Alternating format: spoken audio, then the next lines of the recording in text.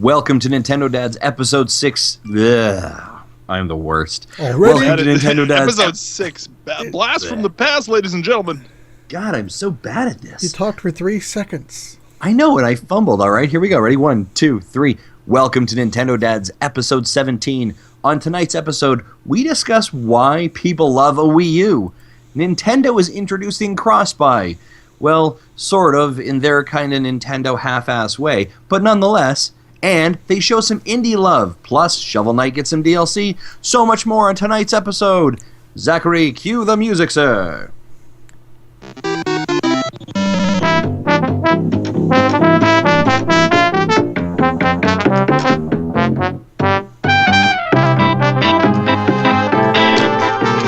Hello, everyone, and welcome to episode number 17 of the Nintendo Dads podcast. My name is Zach Erickson.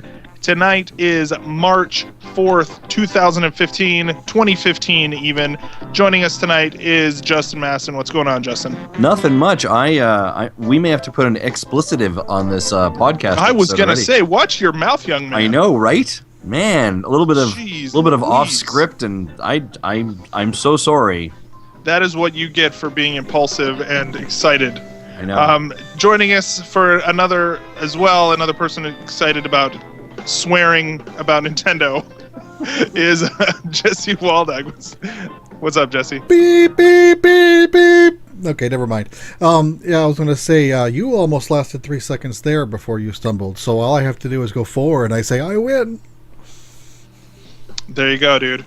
Well, I think tonight we got some, it's been this sort of quiet time lately, the quiet before the storm. I guess we've got Codename Steam coming in a couple of 10 days now, something like that.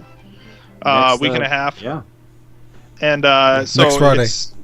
Next Friday. So we just still have some fun news, and I feel like we're wrapping up some of the games we've been playing as well. So I'm excited for tonight's show. Let's actually get right into it. Oh, hang on. You know what? Let me try that again. My goodness, what was that nonsense? Take 2.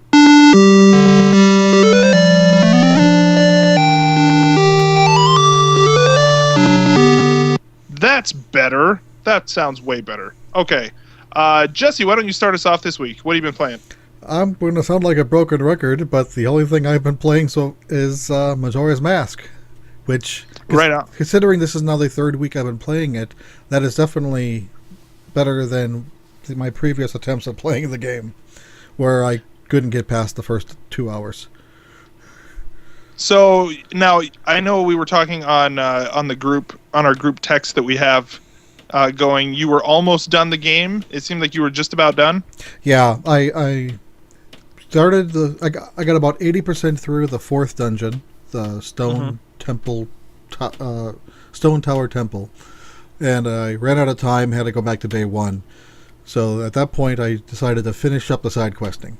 And I find Did you at least get like whatever item, like the mid dungeon item that you could then? Yeah, which is the light arrow. So that'll help me at least get through it faster when I go back into it. Right. Oh, okay. So yeah, I've been playing this as well this week, and I actually just last night finished it. Now it seems to me like my impression is that you've been going through entirely and getting all the heart pieces, all of the everything, right? Is that? I think I'm on track to 100% the game. I'm missing 2 masks. I think the giant mask and the fierce deity mask, or the Oni Link mask, if you're in, I think that's what they call it in Japan. And I did use a few walkthroughs to help me with some of the oddball side quests, but I think I got every side quest knocked out. In the Bomber notebook, it shows 61 completed tasks, and 1 rumor, which is the fourth giant fairy. So I need to finish the 4th temple before I can finish that. Right. Do those just give you like a piece of heart when you get all the stray fairies? I haven't gotten any of all of the... Each fairy gives you a different power.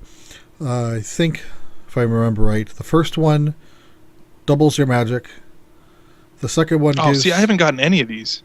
Yeah, they're worth getting. At least the first 3 are. I heard the 4th wasn't as important, but okay. Yeah. The second gives you a stronger spin attack. The third, which is probably the most important one, doubles your defense. Oh wow. So Okay. if an enemy would normally hit you for half a heart, it'll now hit you for only a quarter. So basically doubling your hit points. That's crazy. Yeah, and then I don't know what the fourth one does yet because I haven't finished it. But so I think I have, the giant fairy, and then to get the Oni mask are the last two entries in the notebook before that's completed, and I have every heart piece I can get up to this point. I think I'm missing the last four, which spoiler alert, hum for 10 seconds if you still don't want to know, but I think we should just throw out like a general spoiler warning for Majora's Mask. Of course, this is also a 12-year-old game, so for sure. But I definitely, there's a few things that I actually finished the main playthrough of the game with the Fierce Deity Mask last night. I just beat the boss. And Justin, have you played Majora's Mask at all, like ever? No, I mean, other than the brief demo I gave a go at, that's it. Yeah, but you did play through Ocarina of Time, right? No, I played through some of it. Okay. What? Wow. Okay. No, that's cool.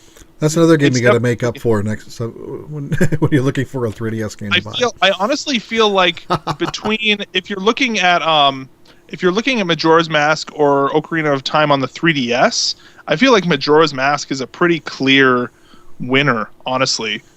At least in my book, I feel like I enjoyed it way more.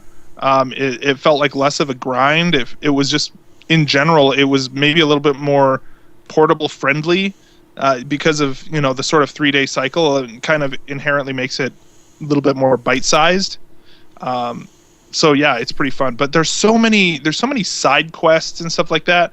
I think even just yesterday, I had a couple more masks that I knew I needed to get, and I hadn't done the wedding side quest. Oh, it took me 5 times to get that right. Well, there's so many different pieces to it, right? Like there's the postman that's involved, and there's like going to the thief's hideout, and there's like, you have to hand deliver the letter versus actually giving it to the postman and he delivers it and all that kind of stuff, right? Well, the handing, that's actually, if you're talking about to the mayor's wife, that isn't even part of the wedding quest. That's a different task altogether. It's still kind of tied to it, though, there's like 3 or 4 events tied together into one main arc. But and I'm glad that they changed the song so you can jump forward to any hour. Unlike the N64 version, because where you had to literally just sit there and wait until 11 o'clock to show up, or wait for 5 in the afternoon to show up.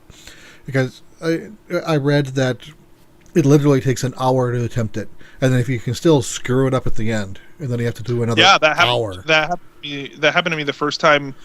For those of you who haven't played through, there's this side quest. I think through the course of the side quest, you get like 3 or 4 different masks, right? You get the initial cafe mask. Is that what you call it? Cafe? Anyway. Yeah. And then you can get the whatever the yellow mask is, the Pikachu mask. What's that called? The Keaton mask.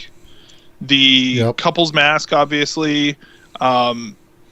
Anyways, but basically the gist of this side quest is that over the course of 3 days, this couple is together. And again, spoiler warning for those who aren't interested or who want to witness it themselves. And I think it doesn't even necessarily take away from it to talk about it a little bit. But basically, in this Zelda, in the middle of this like epic Zelda game, there's within this 3-day cycle, there's a couple that is wanting to get married, but the guy gets cursed by Skull Kid over the course of this, basically, and turned into a little boy, and then there's some shenanigans and his mask is stolen, and basically you're trying to reunite this couple over the course of the 3 days, and it ends with this couple basically exchanging vows with about an hour before the moon crashes into the earth, and they exchange their vows, and with like an hour left to go before the world is destroyed,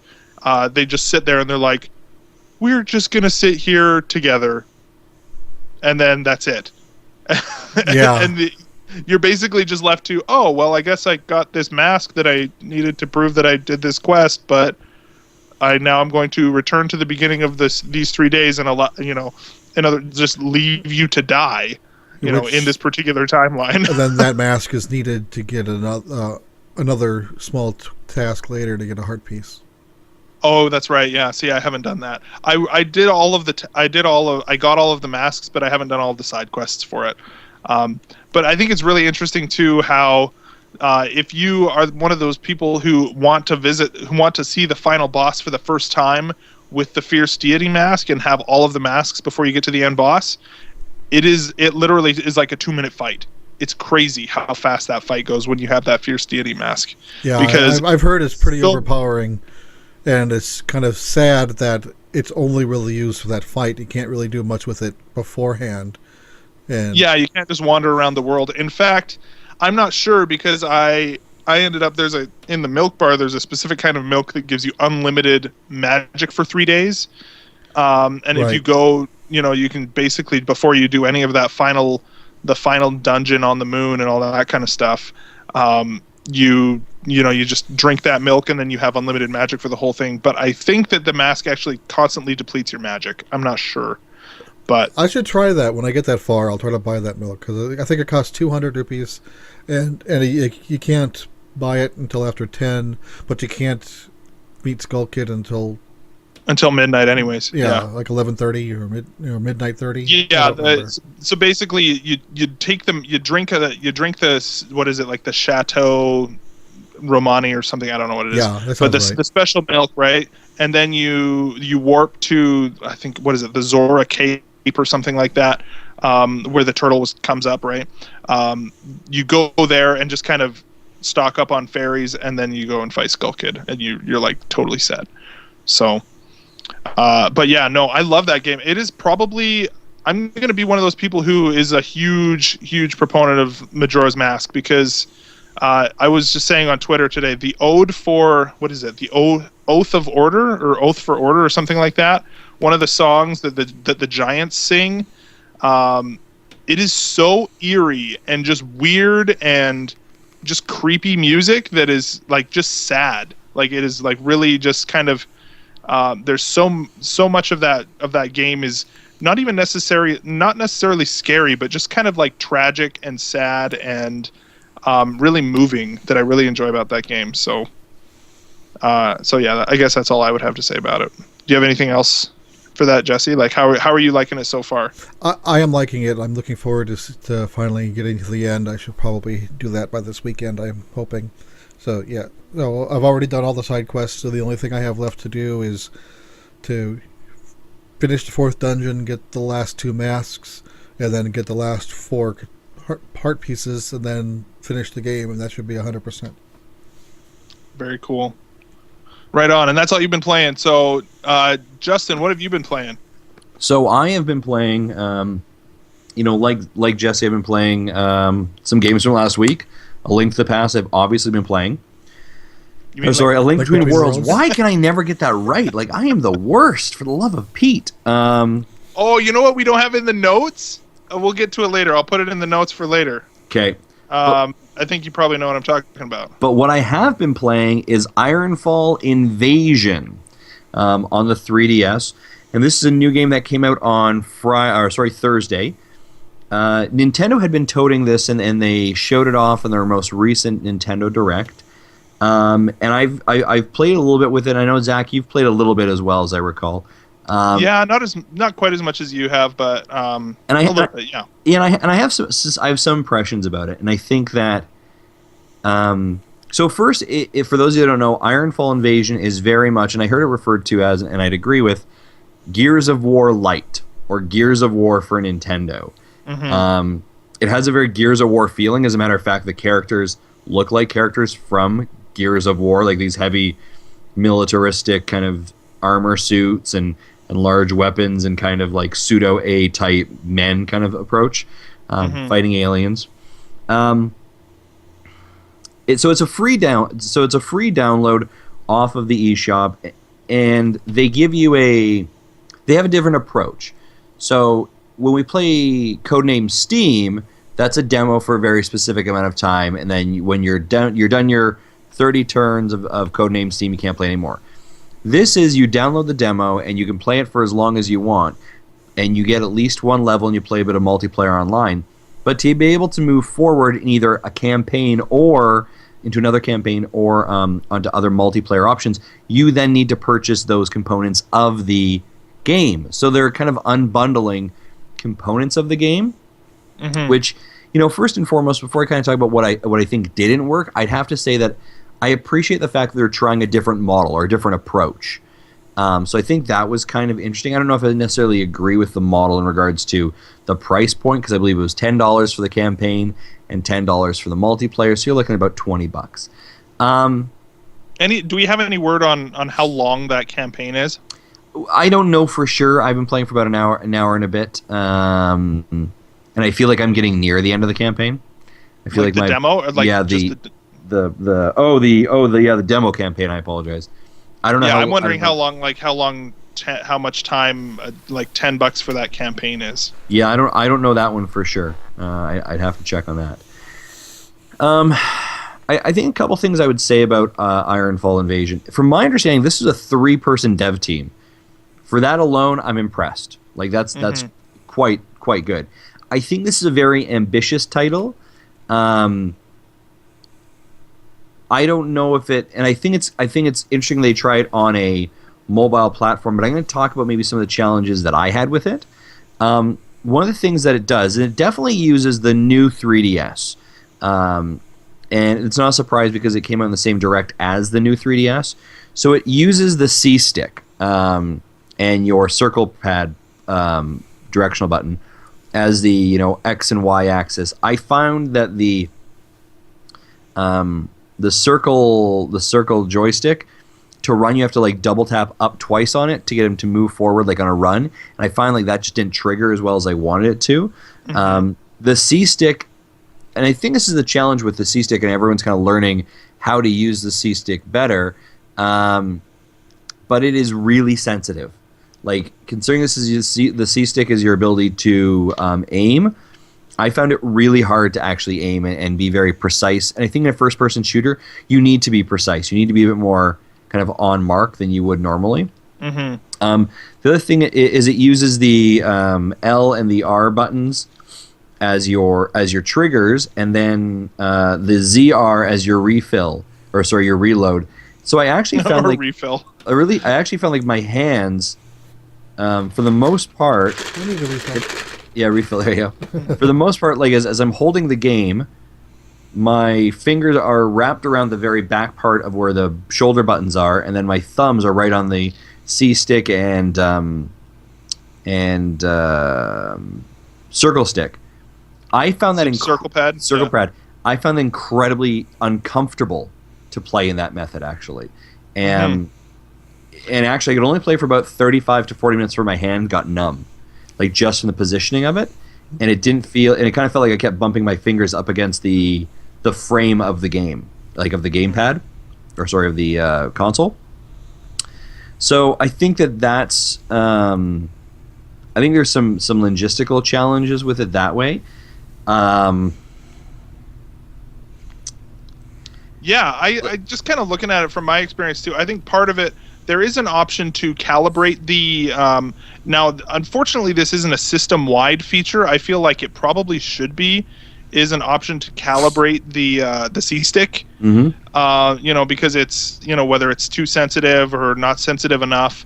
I felt like once I messed with the sensitivity of the C stick, it was a little bit easier to do the aiming with it. Although still, I had similar problems when I tried to play Resident Evil Revelations on the new 3DS, where it just feels weird, right? Like where what they're trying to do is a dual stick shooter where you're moving with one and you're aiming with the other, but the C stick isn't really designed for that. I think that my impression, at least, and I don't know exactly if this is how it works or not, but I almost feel like the C stick functions really well if you're treating it like a D-pad. Where it's up, down, left, right, maybe some diagonal. But if you're trying to get a full 360-degree movement, like a second circle pad or a joystick would be, it's not really sensitive enough and doesn't have enough sort of play in order to feel right.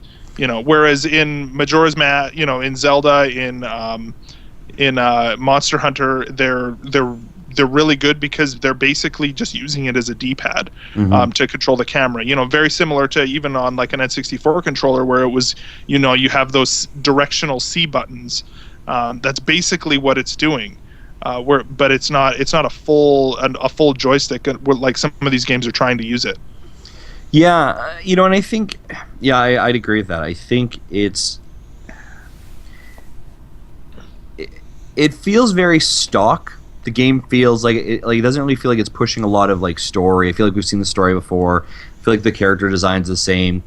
It's very meh. Yeah, it is, and I want it to be a little bit more than meh, right? Yeah. But let's say this though. I appreciate what it's trying to be. I want that as a box quote. Yeah. I want it to be more than man. Justin meh. Messon. I think I feel like if you're gonna do something like this, if you're gonna put a game on the 3DS and you're gonna push the graphical limits, I feel like the realistic setting and the realistic art style was not a good decision. I feel like you wanna like make it a little bit more artistic or a little bit more cartoony or a little bit more stylized. I don't know, but something that if you're going to try and be just hyper realistic, you're going to fall short because of the system. But if you actually were to, if they would have chosen some sort of a visual style instead, and done the exact same thing with a different visual style, I almost feel like it would have been way more fun. Yeah. Whereas it's not, like, it's just kind of weird because it's too gritty, but gritty ends up looking muddy on the 3DS. Yeah. I think,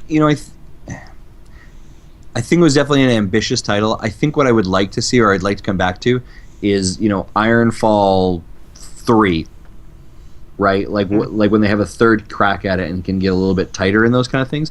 But I was playing on the online campaign, or sorry, the multiplayer online, and I was able to get on 8 players playing on the 3DS pretty well, and it was a pretty good experience, and very similar to like what you'd play on a multiplayer Gears of War, and it was kind of fun, right? And I think maybe that's where the strength of the game is, and it is more in its multiplayer fun, like a quick little, I've got 15 to 20 minutes, I'm in an internet area, jump in and play a couple people. That seemed like a bit more fun than the campaign. But at the same time, like any kind of shooter, I walked in and got paired up against someone who's been playing it like a lot more than me, and I got owned. There's 8 people in the match system, but this guy got like 10 kills. So, wow. But it's not bad. Like if you're looking for, I'd say matchmaking. Yeah, I'd say give it a shot, give it a go. And if you disagree with me, let me know. Right? Give us a phone call, send us a voicemail. But again, I think it was an ambitious game. Good on the developers for trying it, because I think that you always have to try to see how you can push it. And I think this is a good example of how you can push the system. But I just don't know if it's executed on as many as the notes as I would have liked it to be. If you're looking for a really fun third-person shooter online game for the 3DS, check out Kid Icarus Uprising. That game, although the controls in that game take some getting used to, it's a really fun, fast-paced, made by the same people as Smash Brothers for 3DS and Wii U. It's a really, really fun third-person shooter if you're going to play online. I've put tons of time into that game, so it's definitely a lot of fun. Other things I've been playing is some more Pokemon Shuffle, which isn't a big shock. And I downloaded Mario and Donkey Kong Minis on the move in preparation for Tipping Star this week. So that's a fun little puzzle game as well. I'm enjoying these little puzzle games that you can play for 3 or 4 minutes and then kind of. Is that the one that's more like, shoot, I don't know what the game is, but like the Pipe Dream game or something like that, where it's actually like the top down pipes instead of, and you've got like on the top screen you've got like the 3D guys just marching along. Is that what that one is? Yeah, sort of. Yeah. So you've got like Mario comes out of a pipe. He's kind of a wound up little toy, and then you have to create a path by moving pieces, like a puzzle pieces, into the kind of space they've created, and walk around and collects achievement or little like goals, and avoid and get to the other pipe within a certain amount of time. Right. Yeah, no, I've played that one. That one's pretty fun. Yeah, and it's just a simple like, I've got 5-10 minutes to kill. I'll play a couple rounds of that. So, yeah, it's fun. Awesome. Right on. Finally, I've been playing a little bit of Majora, a little bit of finished Majora's Mask. I played some Pokemon Shuffle. One thing about Pokemon Shuffle is that I feel like I've definitely hit the paywall in that game. What level are you at? I'm at number 60 maybe. Oh, really? And see, maybe I just have not captured some of the ones that I need to have captured by now, but I think it's Mega Lopunny. I think it's some rabbit, like a Mega Evolution rabbit one. And man, I've been hitting my head up against that one for a while now. I don't know what the deal is, but yeah, it's still definitely fun though, and it's reaching a point where it's becoming more challenging. Mm-hmm. How far are you in that? I'm at level 80. Oh, dang it! And I have not had to pay yet. Now I've hit ones where I've definitely been challenged. And the nice part is they tell you, like, if you lose to them a couple different times, they're like, hey, you should go back and get, the eggy Pokemon thingy. Yeah, I did do that, and actually. so you kind of go back and do that, and that's where I'm sitting. That's kind of where I'm at right now. I don't know. I actually went back and got Hawlucha, I guess, which is like the luchador bird looking one that I went back and did that. Maybe I'll get past it. But it definitely feels like there are some challenging spots where you're like, oh crap, maybe I should actually spend a gem to get an extra 5 moves or something, even though I could get 5 matches for the same amount. It's stuff like that still kind of drives me crazy, but it's also a lot of fun, and it's I'm liking it a lot. It's definitely, I've seen it compared, again, I don't know if we've talked too much about it, but I did play Battle Troze, which was the one that was more recent, or the one that came out, I guess it was maybe a year or two ago, that was almost the same game, but it wasn't turn-based. Like it was very much like race against the clock sort of gameplay, similar to what I think the expert matches in that game are like. The whole game was like that, and it was really stressful, whereas this one, it feels more laid back and is more enjoyable. So yeah, that's fun. Finally, I've also been playing Monster Hunter 4 Ultimate, and that game continues to be fun and awesome. And I just got my second companion cat dude, and that game is just so full of what feels like really epic moments, where just being like boss fight the game and just going from one monster to the next, fighting these crazy, ridiculous. I had this moment fighting this giant spider at one point, and I'm using my giant sword that I have, and the satisfaction that I got out of jumping off of a cliff and having this huge swinging motion and hitting this spider with my enormous sword and bringing it down, and that's the final kill. I'm just like, yes, it is so satisfying in moments like that, for that to happen. So I definitely am enjoying that, and I'm looking forward to the DLC. They announced some DLC that we'll talk about in a little bit, that should be coming out starting this week, and I'm actually really enjoying the sort of plan that they have rolling out for DLC. So yeah, that's pretty much all I've been playing. Looking forward to Codename Steam, and yeah, again, Ironfall as well. Kind of it was decent, but nothing exciting or catch you off guard. So yeah, and I think when you're looking at, again, we've talked about this before, like limited budgets, right? And what else is in the pipeline?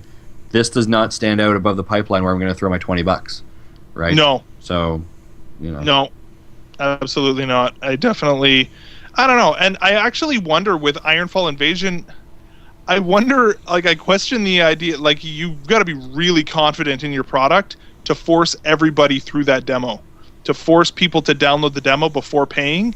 I almost wonder if that hurt their sales, frankly, because I know for me, I was like, I don't know, that sounds like it could be really fun, but I guess I get to play the demo for free anyways, and and so being able to download that, and then I was like, oh, this single player campaign is really not for me. I wonder how many people actually end up buying it, and if that hurt sales or if it helped. I'm going to be honest. I'd much rather to be, and I think you're right. It's this is kind of rolling into open discussions, but demos as a usefulness can both help sales or hinder sales.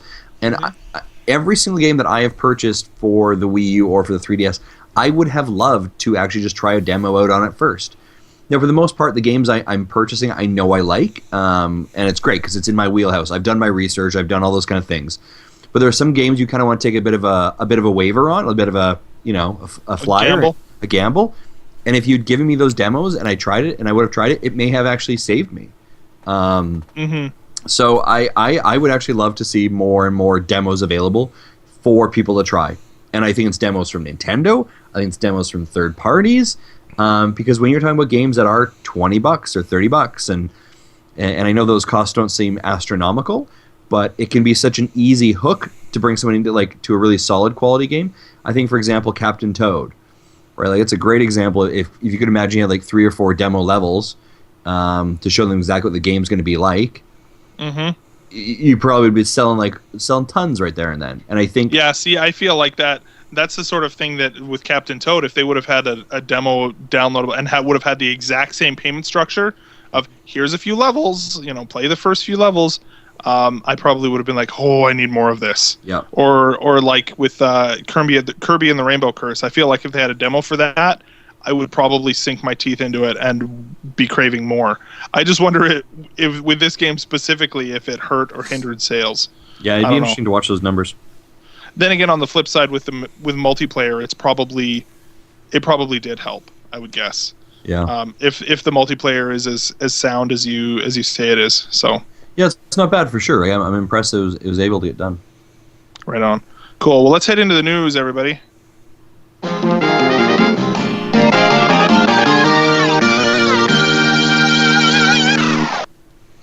All right. The news this week. First off, we have the Nielsen Group, or a Nielsen study showing that Wii U owners bought the console for the fun factor, as well as they kind of have the top 5 reasons for each of the 3 main consoles, the PlayStation 4, Xbox One, and Wii U, and they give them the main 5 reasons.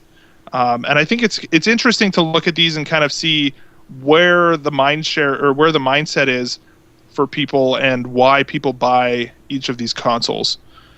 So I think it'd be interesting. First off, let's just go through the 5 for each of them and then go from there. So obviously Nintendo Wii U, let's go 5 to 1.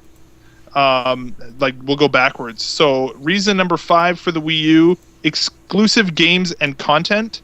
Number 4, backwards compatibility. Number 3, price/value. Number 2, better for kids. And number 1, fun factor. Which is also the reason why people tune into our show. Those 5 reasons. Yes. Backwards compatibility, better for kids, and fun factor. And exclusive content. And price value. There you go. Yeah, there you go. So does that sound pretty close to you guys? Like I feel like I think is that accurate? Dead on. Yeah, I feel like the exclusive games / content that is almost like, for me, that's number 1. But that's I guess it also is like fun factor as well. Yeah, I'll go on these. Go ahead. I don't question the 5 categories, so to say. The sequencing of them is probably not what I would have put the order in there for sure. I think for me, I would have probably put down exclusive games and content, fun factor, better for kids, backwards compatibility, and price and value. Mm-hmm. Jesse? Right on. Yeah, I've seen on message boards people are asking, who has the better exclusives, Xbox or PS4? I'm like, why not even asking about Nintendo? You've already thrown them out the window. I think Nintendo has had, even though they haven't had a year longer than the other 2, they've had far more and better exclusives. Yeah, I totally agree. So moving on to the Xbox One, I think this is also interesting. So number 5, fun factor. Number 4, exclusive games / content. So what I'm guessing Halo Master Chief Collection. What else is exclusive to that right now? Anything? I don't even know. I'm sure there is, but I don't know. Titanfall? I'm sure there is. Titanfall, yeah. Oh yeah. I don't know what else is exclusive to Xbox One. Again, I don't own Xbox, so I really don't pay attention to those games. Faster processing power, innovative features, and brand. The number one reason for Microsoft Xbox One is brand. That's sad. They bought an Xbox One because it's an Xbox. And I think that the Xbox One is riding on the fate. That's what Sony was banking on PS3, and it didn't work. Which is interesting when you think about it. Like, when you think of brands in video games, like, we had Blake on here a couple weeks ago. Nintendo should have that bigger brand, right? Like, the brand recognition as a video game console should be Nintendo. Yeah, but the problem is that Nintendo's brand right now is the Wii U, which is the Wii. It's they tied their naming so much to the Wii, and people are like, "Oh, another Wii? I don't want another Wii. We already played Wii Sports." So I feel like Nintendo in general, there's more of it's tied more to the Wii than to Nintendo's actual company brand. Yeah. So, and then compared to the Xbox, anybody who ever played Halo or Xbox in general, the 360 was so dominant last generation that it doesn't surprise me that brand is number one. Innovative features, I think, is interesting. I don't know if that's like being able to basically multitask with games and like Skype, or being able to use your box as a TV tuner, stuff like that. Maybe joking here, but the NSA box. Yeah, exactly. Kinect. I don't think it's Kinect that's pulling people in. Maybe the speech aspect of Kinect, maybe. But see, my favorite videos when Xbox One launched were people. Someone set their gamer tag as Xbox off, so and they had a video recording of people saying, "Who the hell is Xbox off? Oh crap!" Because they got disconnected. That's great. Finally, PlayStation 4. Number 5 is what family wants. So in other words, the kids want a PlayStation. That's what people are asking for, I guess. Faster processing power, game library, Blu-ray player, and better resolution. All of these seem really weird to me.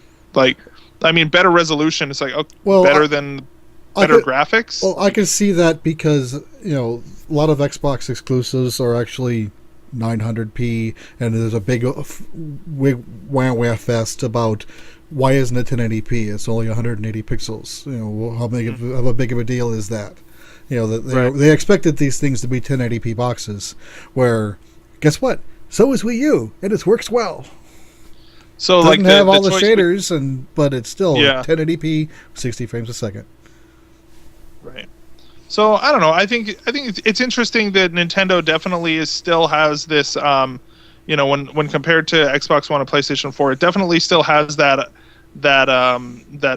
sort of family mentality, which I think is, again, kind of going back even to our particular, the name of our podcast, Nintendo Dads. Like, it is definitely the family friendly console. It definitely is more, if people are wanting fun, then they're going to Wii U right now, right? Or at least that is the main reason that people who get a Wii U are citing it, is because they're looking for something that's fun. Whereas other people, it's more of that they're looking for a console that also does other things, whether it's the innovative features of the Xbox One or the Blu-ray player of the PlayStation 4. So yeah, I think it's interesting. Definitely. Which is funny. Xbox One has a Blu-ray player, but that didn't even make the list. I think it's just popular because PS3 also had it. It's that perception as well, kind of going back to that brand of the Xbox. Go ahead, Justin. I think this rings true so well to Reggie's E3 video commentary. If you go back to 2014 when Reggie got on stage at E3 or on video and started talking about what they are presenting and how they wanted to present Nintendo, the words that he used specifically were fun. He said, we want to bring fun back to video games, and he harpened in on that we have exclusive games and some of those exclusive characters in the video game industry, right? Mm-hmm. And I think, I think if you were to bring this list to Nintendo and said, these are the 5 things that your customers are saying about you, how do you feel about it? I bet you they'd be like, yeah, that feels pretty close to market of like what we're trying to present. They would call it a win. Yeah, they'd call that a win. Where if I think you went to like Sony or Microsoft, I don't know if they'd call that a win. Right? Like I don't. Yeah. Like it would, but I don't know if it would be like really what they're trying to be. Do you know what I mean? Yeah, like, it's definitely. I mean, I've been listening to Console Wars, and I'm, it's so interesting to kind of hear, to kind of have that inside look into Nintendo and like what they're trying to do, and it's so interesting to see Nintendo in general just be like, we're the family company. We're going to do things that are family friendly. We're going to do things our way and do it at our pace.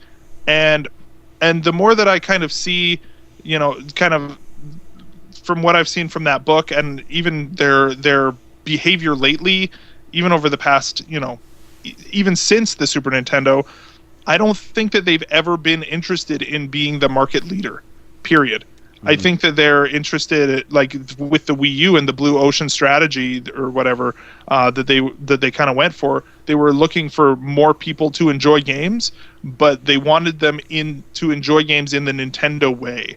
And if they ever feel like the people are going to be looking to enjoy games that do not mesh with their identity and their sort of, their persona, and the sort of vibe that Nintendo has, they're not interested in that market. They don't want to be in that market.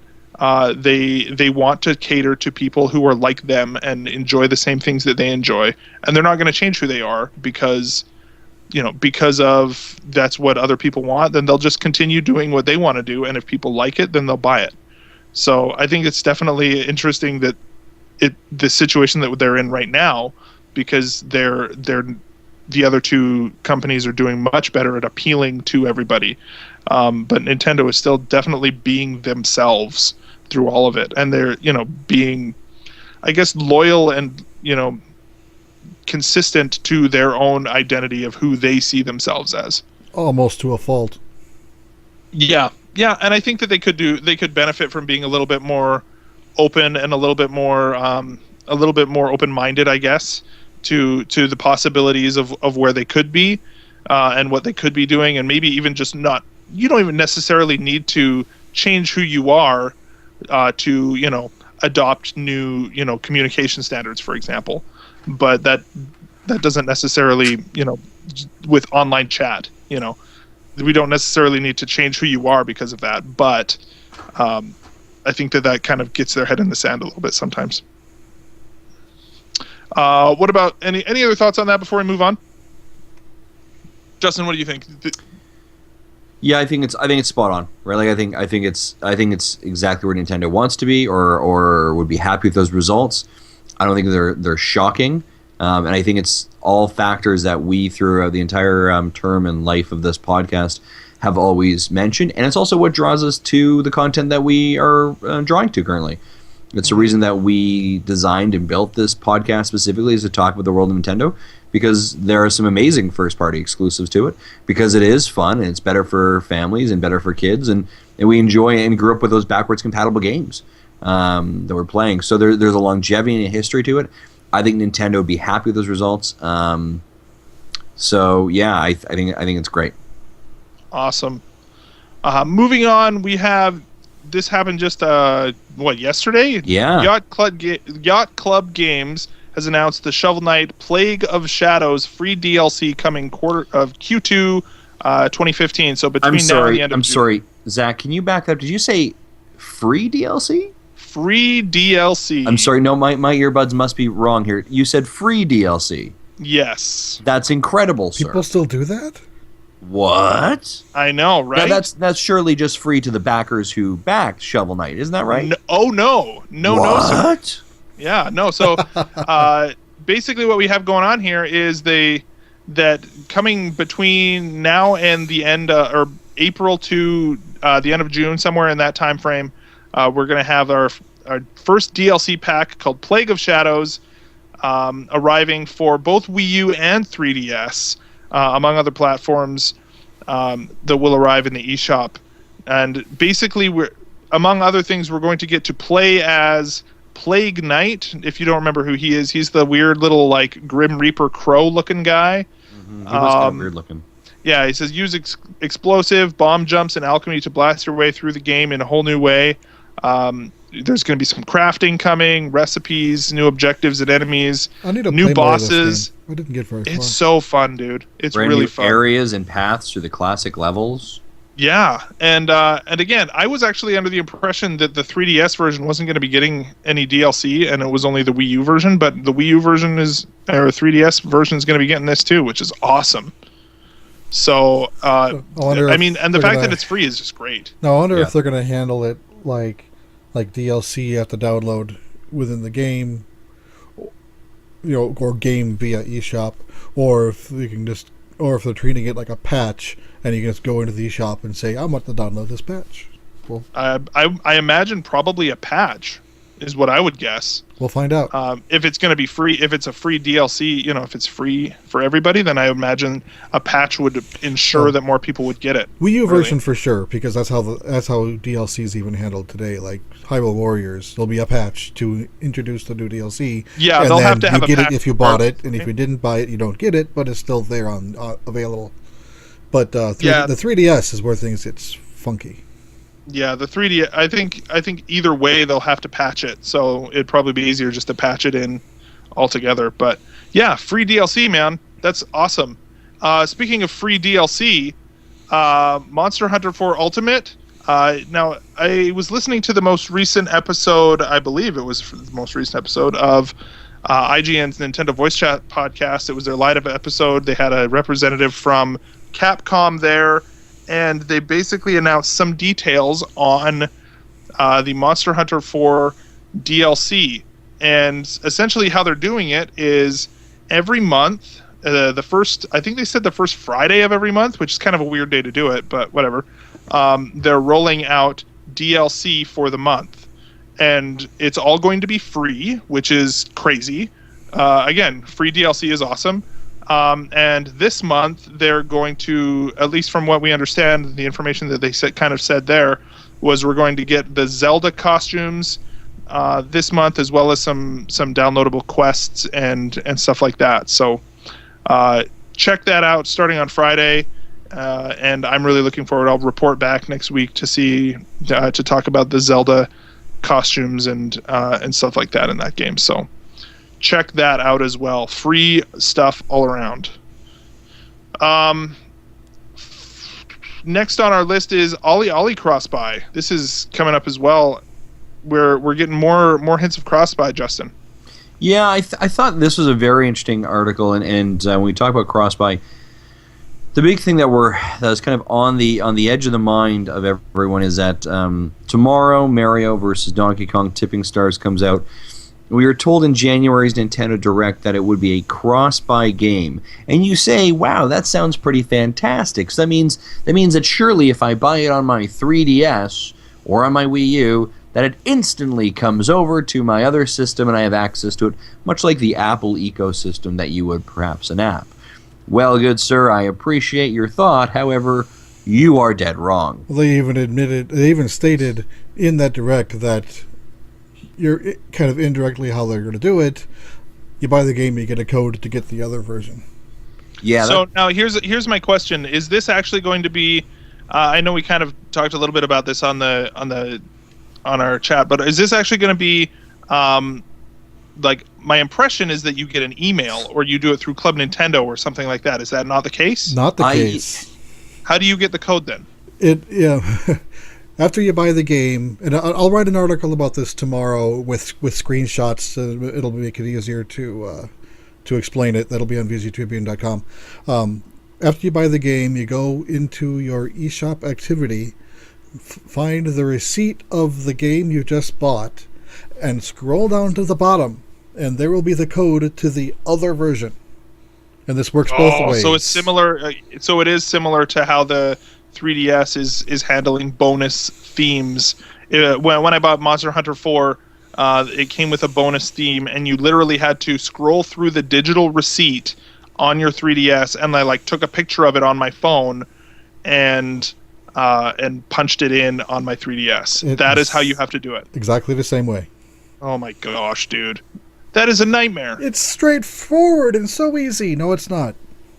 It's not. Well, here's the thing: is that basically, in order to do it, you will literally have to sit there with your 3DS there and copy it in and punch it in, or like take a picture on your phone. It's even worse on the 3DS, by the way, because the only way to do it is to either take a picture on your phone or write it down by hand and then copy it in, punch in the code. And I know first world problems here, folks, but that's the kind of thing where with this huge long code, it's pretty easy to write something wrong or miss a letter or something.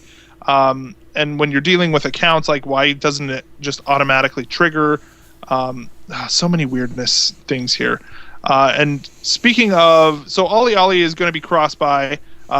It should be noted that they don't actually call it cross-buy. They're just calling it, I don't know, whatever Nintendo calls actually, Curve Digital calls it cross-buy. Okay, so Curve calls it cross-buy. Do they know how that's going to be distributed? It's probably going to be the same receipt thing. Yeah, and this is the first now. So this is the a first for third-party games. So now this is interesting. So okay, so we are all harping about how this is not the easiest process. So before we even get there, we need to take like 3 steps back and be like, "Hey, shut up! They have a cross-buy now." Yeah, Which no, that's means fair. You can actually get it. You go, I can purchase a game on the 3DS or the Wii U, and not have to pay for it again somewhere else. So, although not the easiest, the most functional or easiest way to get the code or however we want it to work, the fact is they're actually moving towards some of this model.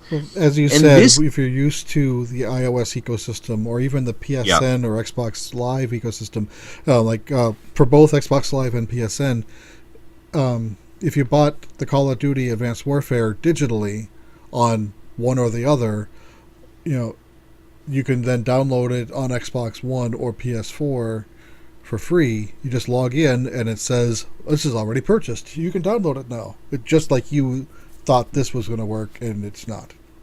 Essentially, if you're used to logic, don't apply it here. Well, check your assumptions at the door, people. We should be used to that with Nintendo anyway. Yeah, for those of you that you can go back 2 episodes when we talked about my Nintendo ID. All right, so I am okay to stand on the soapbox and rant a bit more. But although we're upset that it's not an easy process, again, going back to my statement here, this is a half full. I think this is a huge step forward for both Nintendo and for the parties to allow this cross-buy. I think that this gives me more and more hope that we are actually moving to a system where you have some kind of coordinated system that you have all these games at your disposal. And would it not be amazing that, after E3 they say every game you've ever purchased that is compatible is now cross-buy. So just go to the store and get your digital receipt and the code is now there. Right? That would be pretty slick. I don't think they're going to do that, but I think that would be amazing. I don't think they're going to do that yet, but I think they're getting closer with this. And I'm curious about... I think they should do it for virtual console games. Yeah, for sure. And I'm curious. I think that's what he's talking about. Did Nintendo? Okay. Did Nintendo? I wouldn't expect them to do that with Smash. No. Did Nintendo come to Curve Digital, or did Curve Digital come to Nintendo and ask these things? And are we going to see? And does this now become more? Do more third parties now do this going forward? Is this creating a new standard? And if so, what is that forcing Nintendo to do? Because I can think about for sure, and maybe this is kind of a bad example given the type of game it is, but even things like Citizens of Earth that was launched on both systems on the same day. Oh, true. It would have been nice, that's I think probably something that's built on that common framework as well, and so it would have been something that would have been nice to have something like that. So anyway. Yeah, and I'm curious what the price structure is going to look like on those two. I know we know Tipping Star tomorrow is $20, I think, or $19.99. Which, by the way, I think we mentioned it before, but that is not cross-buy price. That is a bundle price, right? They're not selling one game, and then you get another one for free, which is what cross-buy is. The $20 for that game is a bundle, right? That you're getting both. They're charging for both. That's what it feels like to me, at least. I struggle with that because I think that okay, the economics of it is, yeah, I would like to pay less for my games because therefore I can buy more games. Pretty simple put, right? But if I went out and bought this game, if it is anything like Mario versus Donkey Kong or the other games, that was $35. Those are $30 to $35 games. Yeah, but how much did you pay? For Minis on the Move? Well, that's unfair because that was a free reward from the Nintendo shop. Okay. Yeah, so I can't tell you what the actual value was. Yeah, I did buy that game, but I can't remember how much it cost. But of course, I didn't like it. So, but I bet you it was more than $20. I don't think it was more than 20. No, it wasn't. I know that. 12 to 15. It I would guess. I'm looking right now. It is on the eShop. $10.99 on the Canadian eShop. Canadian. So, yeah, so that's even less, really. So you're looking at half the price, really, for that game, which is what is kind of informing my statement that it's a bundle price and not a cross-buy price. Yeah. But all right, I hate it when I'm wrong, but you're right in this one. I don't know. I hate to be the downer, but I'm calling it as I see it on that one. So it's okay, Debbie. Debbie Downer. Debbie Downer. Let's move on to something a little more positive then. Yeah. Minis on Nintendo the showing some Move indie in North love. America was $9.99. Yeah. There you go. So literally double the price. They are charging twice for it. And I'm not saying, who knows? Tipping Stars may be a much larger game, and it's definitely, it's playing it on the console is definitely a bigger experience than playing it on a handheld. And so maybe they're charging the price for the Wii U version, and then the 3DS version is thrown in as a freebie. But if you are mostly interested in the handheld version, and you're don't think that you're getting the handheld version for a good price and then getting the Wii U version for free. That's why I say it's bundled. So, anyways, moving on to something a little bit more positive and exciting to round out the news. Nintendo showing some pretty awesome indie love this week, and man, look at this huge list of games here that they have announced for this year so far. They released that today, and that was an incredible list. It's for those of you that don't see the list like we do, the Wii U, you're looking at near 30 games probably for the Wii U. For the 3DS, you're looking at probably, I think that's about 12 games on the indie side. So yeah, these are great. And I mean, just a quick look at some of these games that we're seeing here on the Wii U. Now, so again, we see a lot of familiar designers. Curve Digital is in here a couple times with Ultratron and Ollie Ollie. Who else we see here? Nintendo, obviously. Renegade Kid is back in here. Way Forward. Yeah. And so HAL Laboratory with Box Boy coming Yep. to 3DS and Wii U, which looks like a pretty fun game for sure. Yeah. Tons of indies, man, and I like Nintendo continuing to bring the indie love, and where some of those big publishers have abandoned the platform, Nintendo's really taken that opportunity to give the stage to the indies quite a bit. So one I've noticed here that is actually from Nintendo that we haven't heard about for a long time, Art Academy is still scheduled for 2015. Yeah, I saw that. Yeah. Not that I'm a huge Art Academy fan, but it's interesting that that's still coming. I have the Sketchpad app on Wii U and played around with that for a bit, but So do I. I never used it. that hasn't disappeared. But yeah, so SteamWorld Heist, there was some information also released about that this week that looks really awesome. That game is looking more and more fun. I love the character art in that game, so really looking forward to that as well. So yeah, and I think that about does it for the news, everybody. Anything else we want to add before moving on to listener mail and just fan interaction? No, I think that's it. All right.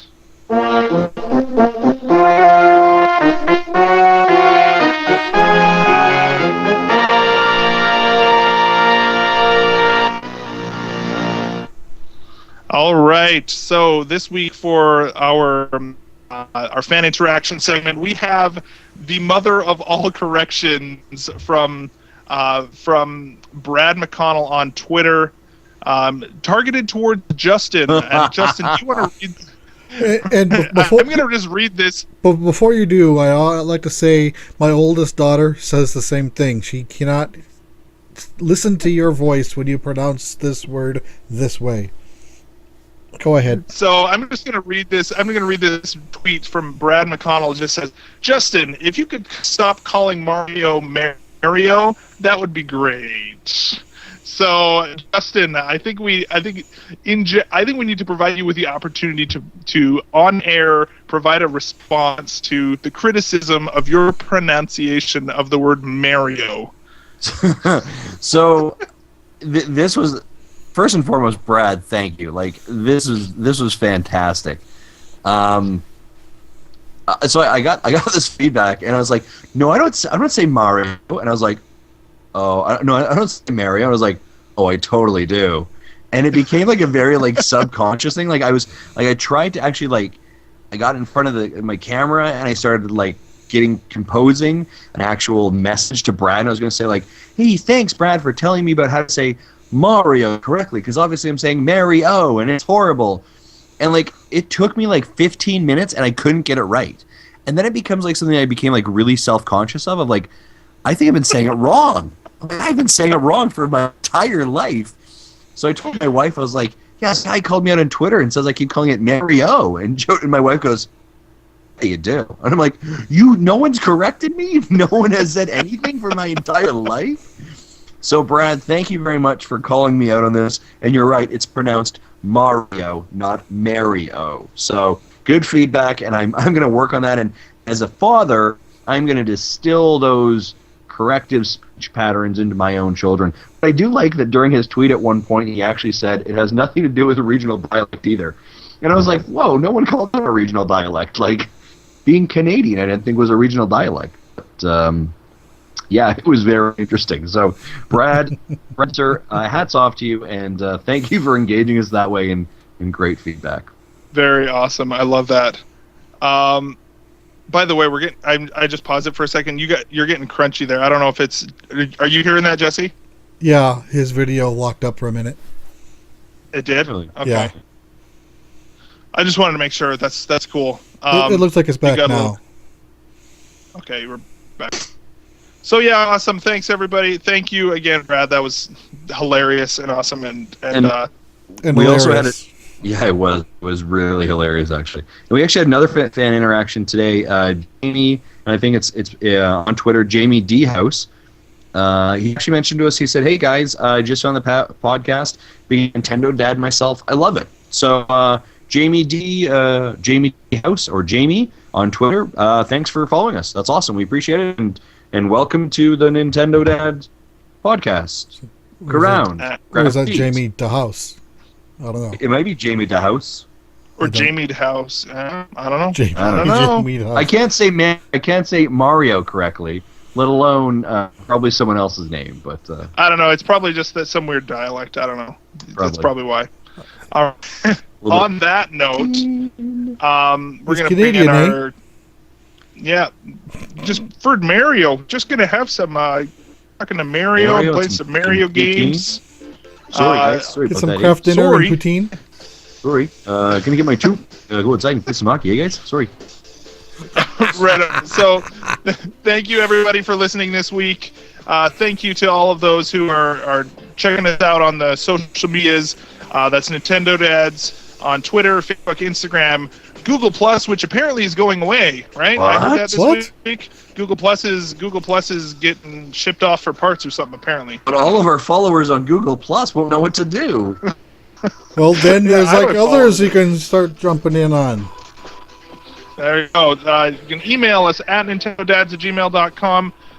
You can also email us any sort of voice clips or calls or whatever over there. Or you can leave us a voicemail at 929-25-NDADS. That's 929-256-3237. Check us out on twitch.tv/NintendoDads. Huge thanks to OC Remix for the music, both the intro and the outro, as well as to Carter Johnson for our amazing artwork. Check her out at megacarter.tumblr.com.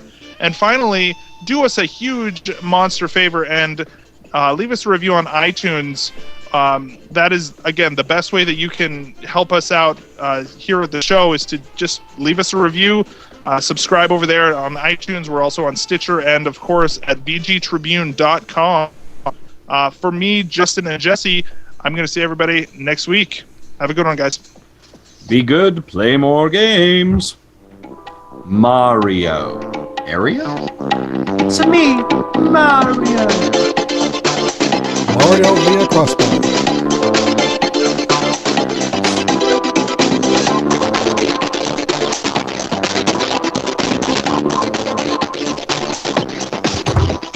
I like how I've been podcasting with you guys for like 3 months and nobody called me out that I was saying it wrong. I Isn't that weird? I thought I've mentioned it before. I haven't I? I honestly, The most unsubtle way, possibly. It never bothered me. It was never like a thing that ever, like, I don't know. People say weird stuff all the time. It's not that big of a deal to me. Whatever. It just wasn't a thing. But I always have more fun with correcting like the link between link to the past versus link between worlds and since we're on the open criticism of Justin.